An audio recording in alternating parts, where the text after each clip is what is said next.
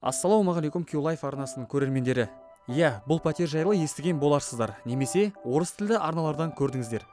Ал егер бірінші рет көріп тұрсаңыздар, назарларыңызда 70 жыл бойы есігі ашылмаған пәтер. Оның жабық күйде қалуының себебі неде? Пәтер есігі ашылып табалдырығын аттаған адамдар үшін қандай сый әзірледі? Оның бәрі бүгінгі біздің жаңа видеомызда.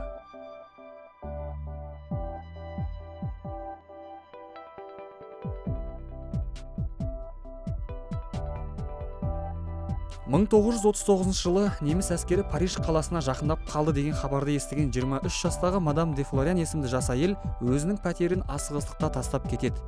Соғыс қаупінен сескенген әйел елдің оңтүстігіне қарай бет алған. Себебі сол жылдары ол жер едәуір қауіпсіз аймақ болатын.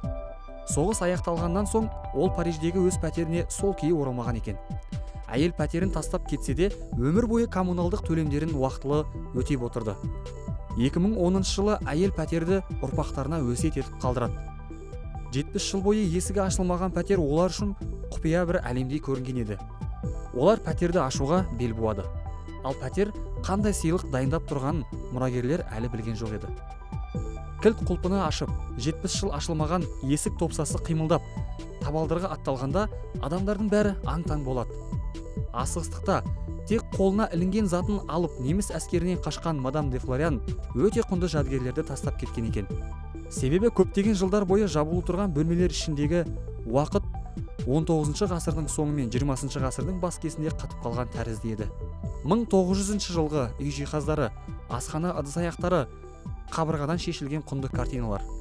Өрмекшінің торы мен шаң-тозаңның астында қалған пәтердегі барлық заттар құнды жәдігерлерге айналып кеткен екен. Себебі дүние жүзінің коллекционерлері пәтер ішіндегі кез келген затты қомақты ақшасын жұмсап сатып алуға дайын тұрды. Ал бұл жәдігерлердің ішіндегі ең құндысы күлгін түсті көйлек киген әйелдің картинасы еді. Бұл зат аукционда 3,4 миллион долларға сатылды. Осылайша мадам де Флориан мұрагерлеріне құнды заттарды өсиет етіп кеткен еді. Ал оның не себепті пәтерге оралмағаны сол күйі жұмбақ болып қалды. Назарларыңызға рахмет. Видео ұнаса лайк басып, арнаға тіркеліп, қоңыраушаны басып қоюды ұмытпаңыздар.